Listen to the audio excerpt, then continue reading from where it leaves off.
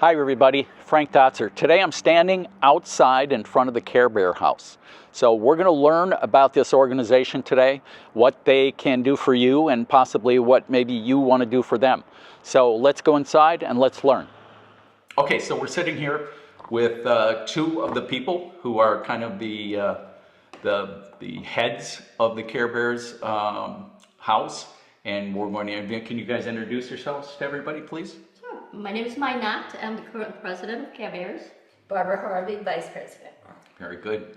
So there's a lot of people that I think use Kare Bears now, but I think there's a lot of people that don't really understand what it is and how it works and things. And I think what we want to do is kind of teach people what you guys are all about and what they can use you for. So, but let's start about the history. How did it all start here? Did it start when the community was built, or how did it begin?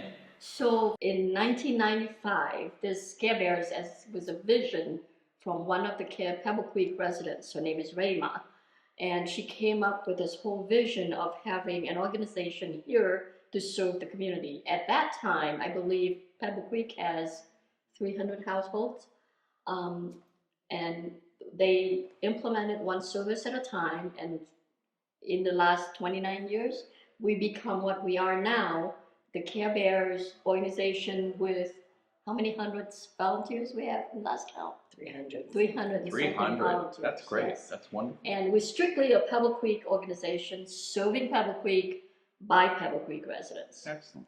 And so we're in the Kare Bear house, which surprised me when I was doing some research and trying to figure out doing something for you guys. They said, oh, well, they have their own house. Tell me about the house. How did we end up with a house, and what's the house used for? So, go ahead. Robeson saw the value in having the Kare Bear company or existence, and he donated the home for us to use. We don't own the house. Robeson still owns it, but he lets us use it, and we've been here for over 25 years. So tell me about what's the mission and the goal of Kare Bear House? So the mission of Kare Bears is to serve Pebble Creek, to keep Pebble Creek as a healthy, active adult community through our services, our programs, and education programs. Okay. So it's services, examples of services like the medical drivers. We drive the residents when they need to their doctor's appointments. We also have screening clinics, vaccine clinics for prevention, and we do informative lectures. We invite the medical professionals to come and give lectures about different things and different specialties. I don't think the residents know. They think of Kare Bears as loaning wheelchairs and crutches, and we've expanded over the years to healthier.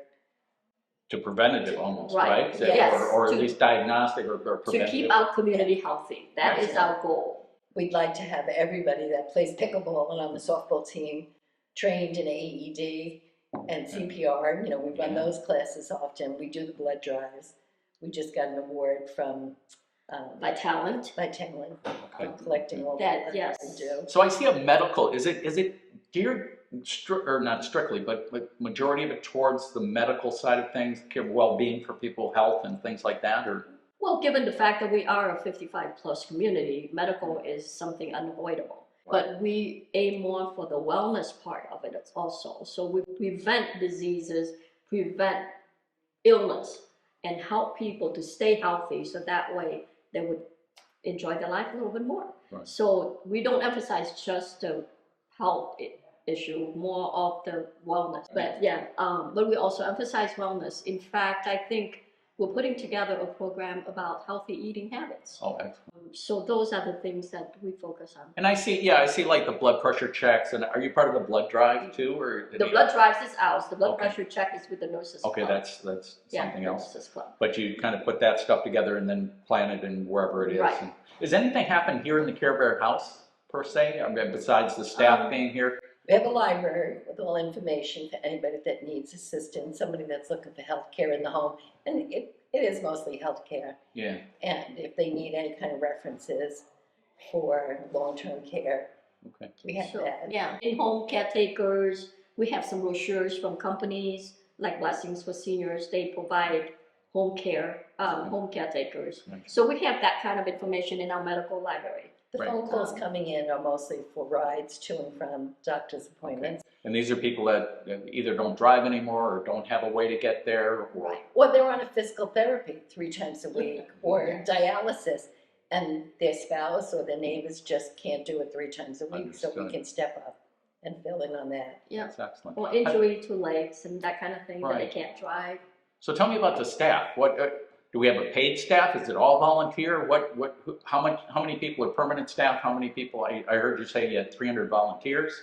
So what about the staff, the core staff? What do you have? Nobody's paid. Nobody's No. paid. Wow, We so are it's all all volunteer. Pebble Creek homeowners. volunteer. That's volunteers. excellent. That's We will amazing. reimburse our drivers for mileage if they want to collect it, which a few do, Yeah. most don't.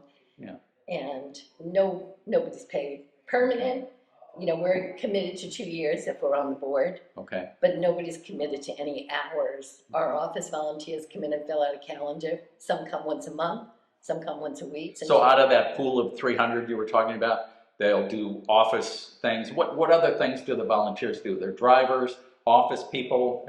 I mean, We have Kare Bears, which is bingo Which is bingo. for our older folks. I would have to say the services that we provide is what the volunteers bring in. Many of the residents have special skill set that we can tap into. An example is recently we put in a survey out to the community to see what the communities are interested in and what they feel that Kare Bears can provide for them. That survey was built by a resident here.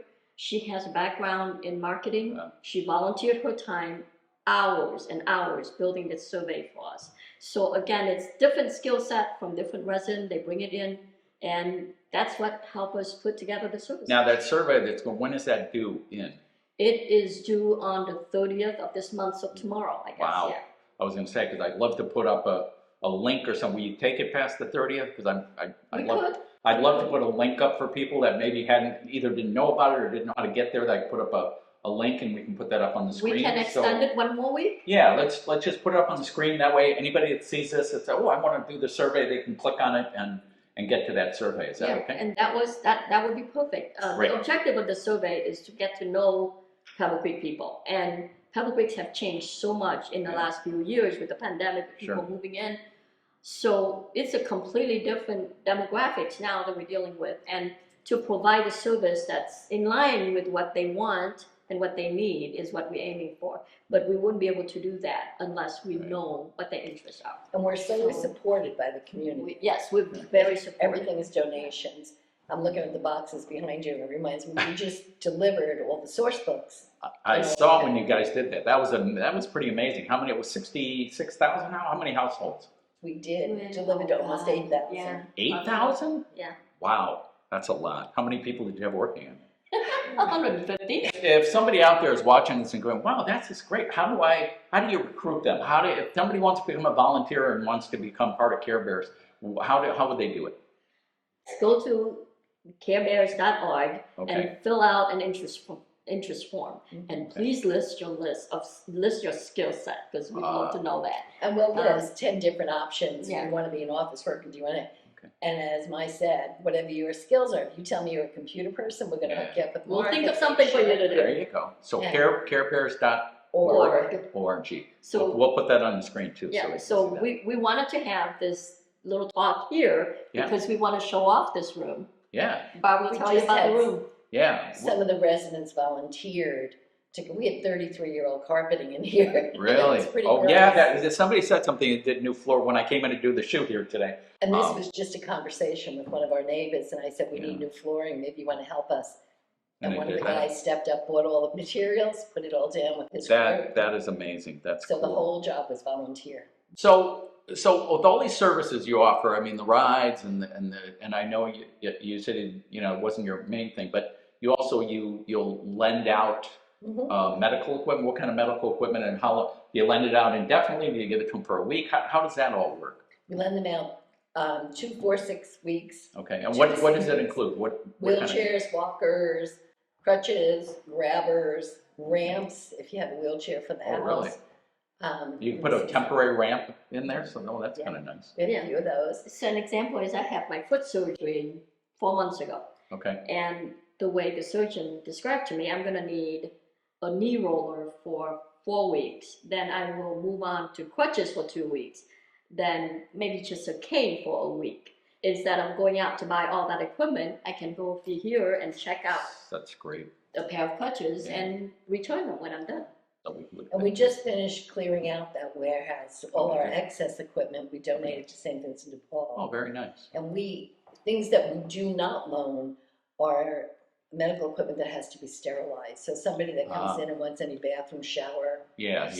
That's too hard, right? We just send them right over to the lending closet. So we work with the lending closet because they can sterilize. They have the facilities to do that. We have to hand sterilize everything. And we have 2 volunteers here that do that. We have volunteers to do that too. And Bob is our volunteer for the equipment, and he's been with us for, gosh, how many years? Yeah, many years. So, okay, so now we'll say you've had foot surgery. Well, if something happens, whatever, and all of a sudden I'm like, now, I need crutches, or I need a walker, I need something. What do I do? Do I call you guys? You'll call me and say, I need a wheelchair. Do you want a transport wheelchair or a regular wheelchair? There's 2 sizes. We'll talk about what you want. Okay. And then you come over and pick it out. If you can't come over, send somebody, or I delivered one a week ago because if you have to, right? Yeah. Ideally, that's not what you'd like to do, but if they need you to do it. So you'll fill out paperwork, and the paperwork just says, do you want it for 2, 4, or 6 weeks? Sure. So you'll have it for 6 weeks. And if you haven't returned it in 6 weeks, we'll give you a call and say, your wheelchair's due back yesterday. Do you need an extension? Are you having a problem? Whatever. And if we can extend it, if we're not out of them, we'll be happy to extend it again. Okay. If you need it indefinitely, then we'll go to the library and figure out what's the best way to. Medicare will usually pay for it if you need something indefinitely. And where do we get our equipment from? All donations. You may have bought that wheelchair from Medicare and don't need it anymore, so you're going to donate it to us. And then you can donate. Yeah, great idea. So if they want to donate, people can donate equipment if they have it too. So remember that. Don't be afraid to donate. And then on top of that, so what about now? I need a ride to the. Is there one number for all of this?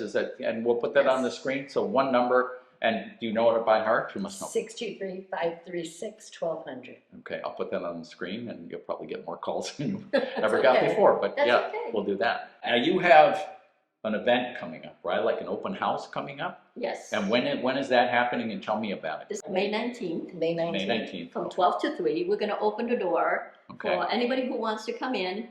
Come to the Kare Bear house. Come to the Kare Bear house. See what we have. Admire our new floor. And I'm gonna put the address of the Kare Bear house up there for you, so people know where to come. But just generally, we're on the Eagle's Nest side, right off of the Robeson Circle, right? Circle. We decided to do the open house because, as you said earlier, a lot of people don't know who we are. Yeah. This year, we've decided to update everything, as we said earlier, with the computer system. Sure. We did landscaping, we did a little painting, we did the new floors, just to give it a facelift. Yeah. And we want people to come in and see that it's not just wheelchairs. Yeah, and we wanted people to see what they can do for the community, help us serve the community. Yeah. And it's fun, to get out there and, you go to the blood drives and you work with these local people, the Vitalent and whatever, and you're meeting people at every one of these events. I worked the hospital, the health fair this year. The health fair, yeah. And that all your connections, find out who the best hearing aid guy is. Yeah. Find out who the better dentists are and who's doing, and you really get to meet. I love the presentations from the hospital. The hospital Abrazo did a beautiful job of explaining how, what do they call them, a tier? Right, they went from a simple community hospital to a trauma level 1 designation to serve the West Valley. And they walk us through all the changes that they had to go through, spend all the money. I think the last count was like $300 million or something like that to buy equipment to meet the requirement for a level 1 trauma center. Now they're just down the street from us.